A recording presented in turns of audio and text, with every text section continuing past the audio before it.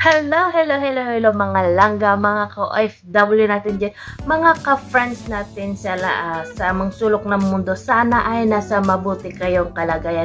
Stay safe lang lagi at laging mag-iingat.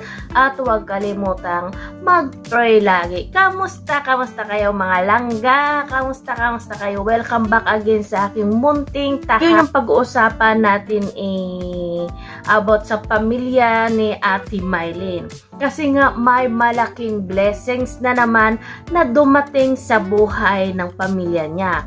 At dito nga nakakatuwa nga itong mga anak ni Ate Mylene kasi nga siguro nga araw-araw na lang hinihintay o inaabangan nila itong si Kuya Rab at yung mga Kalingap team. Kasi nga nung dumating si Kuya Rab doon at ang Kalingap team, sabay sigaw na Kuya Rab nitong si Macy.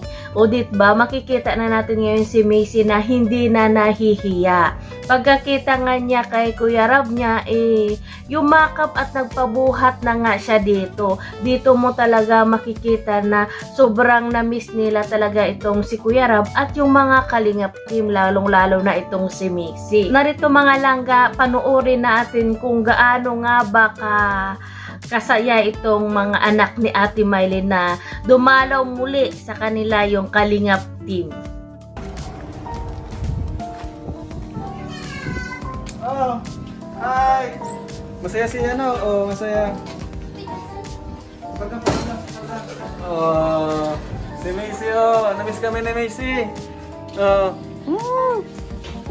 Kita Macy. Oh, sweet. Oh. Kumusta ni Macy? Kumusta Macy? Kumusta?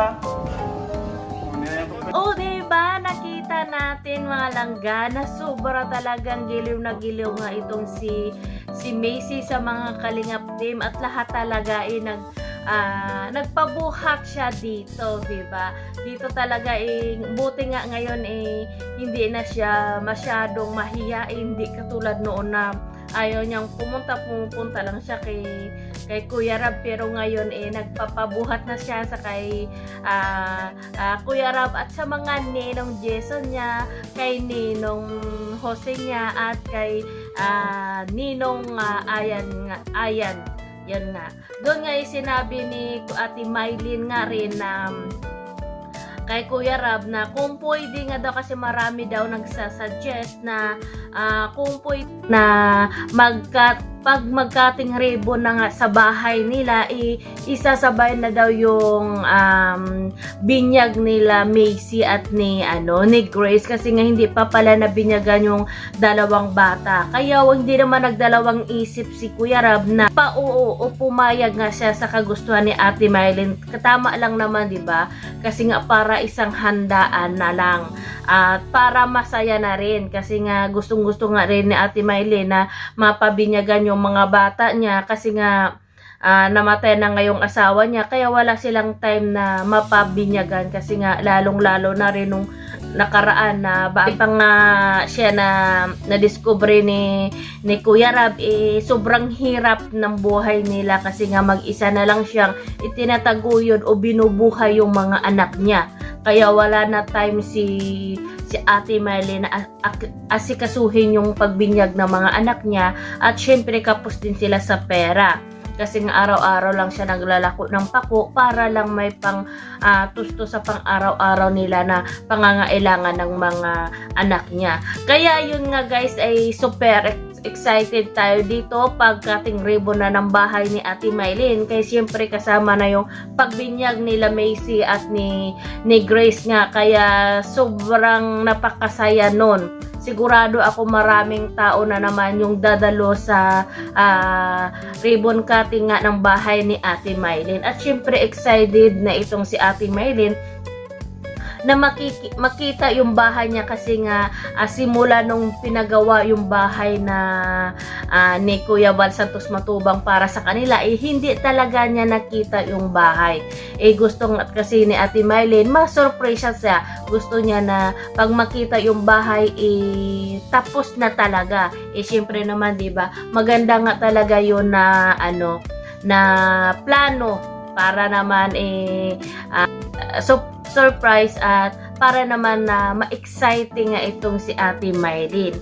At dito nga hindi lang pako yung nilalako ngayon ni Ate Mylene, naglalako rin siya ng gabi. Sa amin yan, tinatawag sa amin yan parang abalong at saka yung langka. At dito nga napakasipag nga ni Ate Mylene kasi nga wala siyang puhunan doon sa mga gulay niya kasi nga kusa nilang kinukuha doon sa bundok. At maraming salamat din sa mga anak na Ate Mylene, lalong-lalo na doon sa panganay kasi nga hindi niya pinapababayaan yung nanay niya kasi tinutulungan talaga siya na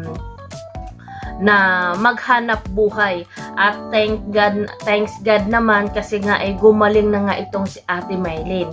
At hindi lang yun, yung gabi ngayon at lang kayong inaano nila, nilalako o tinitinda. Meron din daw siya daing, isda minsan, pero tinicheck yan ni Ate Mylene na kung pwede lang hindi na sila abutin ng gabi sa daan. Kasi nga diba, doon nangyari sa kay Ate Mylene, siguro meron na siyang phobia at maganda na yung nag-iingat. Mas maganda na yung maaga pa, may araw pa, makauwi na agad si Ate Mylene para iwas na rin sa disgrasya at para na rin na mapanatag yung loob ng kanyang mga anak na bago pa magkagat ng dilim nasa bahay na nga siya. Dito nga napahanga ang mga Kalingap team sa tiyaga at sipag ni Ate Mylene sa pagtitinda. Kahit nga niloloko nga siya na mag-asawa na siya, sinagot lang sila ni Ate Mylene na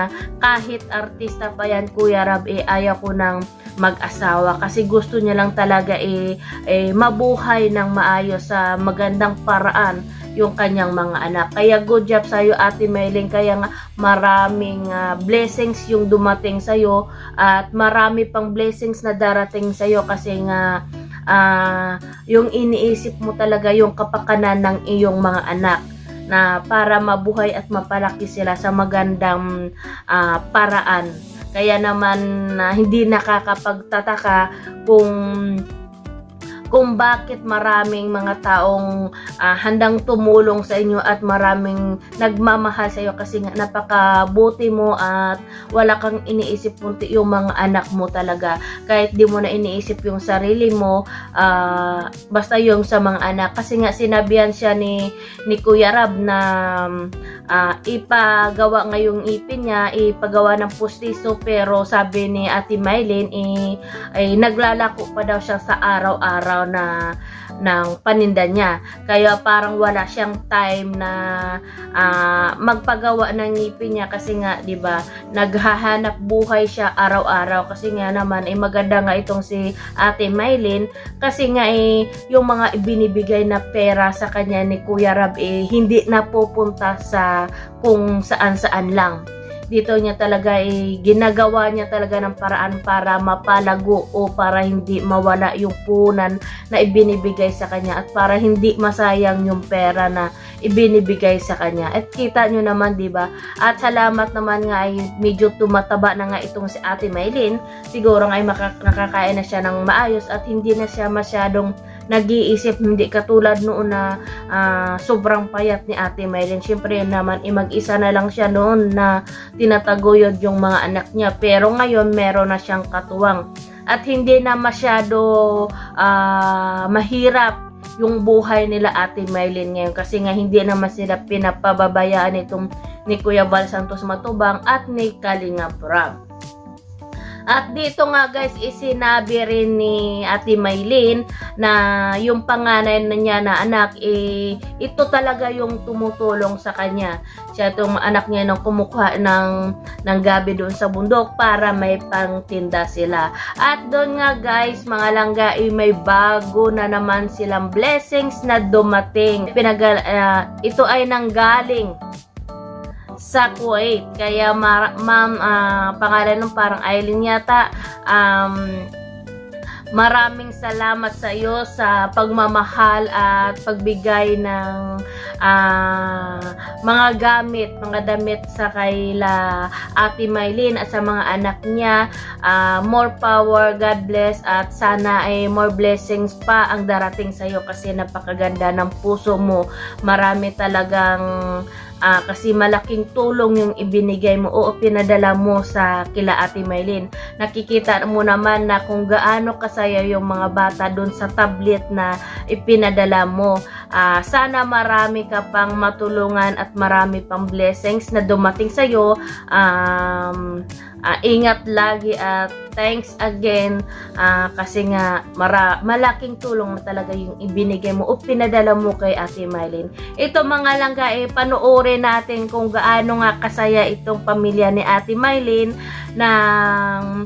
nang buksan nila yung malaking box o balikbayan box na galing Kuwait. And guys, di ba makikita natin mga langga, makikita nyo na sobrang saya talaga ng mga anak ni Ate Mylene kasi meron silang mga chocolate, may mga kumot, lalong-lalo na dito sa tablet. Sobrang saya-saya ng mga bata, syempre may gagamitin na sila, di ba? Lalong na itong si Lloyd, sobrang tuwang-tuwa niya kasi nga wala nga silang tablet, di ba? Para makapaglaro rin sila o mapanuuran na rin nila. Pwede rin nila magamit yan sa module. Yun nga sabi na nagpadala na hiraman na lang silang dalawa. At sabi nga ni Brother Jose at ni Kalinga Brab, napakaganda ng laman ng balikbayan box. Kasi nga siguro nanay nga talaga itong nagpadala kasi alam niya talaga kung ano talaga yung ipapadala sa pamilya nila Ate Mylene. Merong mga kumot, mga hanger, may mga sabon, may mga kutsilyo nga pang doon, pang gamit kusina talaga. Kaya nga sabi nila Kuya Rab at ni Brother Jose, jackpot daw sila Ate Mylene. Kasi nga napakagaling nang nagpadala ng balikbayan box sa kanila. Kasi nga ang ganda naman talaga ng laman ng balikbayan box. Kaya nga sobrang tuwang-tuwa, super napaka-blessful itong sila Ate Mylene. Napakaswerte nila kasi maraming nagmamahal sa kanila. Ang daming nagpadala, merong pang maliit na box na yung laman ay mga pagkain o yung mga parang mga chicherya. Diba? Ang ganda, ang sarap sa pakiramdam kahit na hindi tayo nakatanggap, pero nung makita natin na sobrang saya ni Ate Mylene, makikita mo talaga sa mukha niya na hindi matawaran yung saya na naramdaman niya kasi nga nakatanggap na naman sila ng blessings galing sa isang may mabait at mabusilak na puso na sumusuporta at nagmamahal kay Ate Mylene. Kaya malaking tulong talaga yon yung mga pinadala nyo kay Ate Mylene, lalong-lalo na ngayon na syempre kalilipat lang nila at konti lang talaga yung gamit nila. Nakikita nga natin na nagsabi nga itong si Kuya Ra bago umuwi na kay May, na May, yan lagi yung damit yung pumupunta sa doon, yun talaga yung damit na sinusuot ni May. Sabi naman ni Ate Mylene, paborito talaga yung damit na dinala nila Kuya Rab. Kaya malaking tulong yun kasi maraming damit yung laman ng balikbayan box ngayon.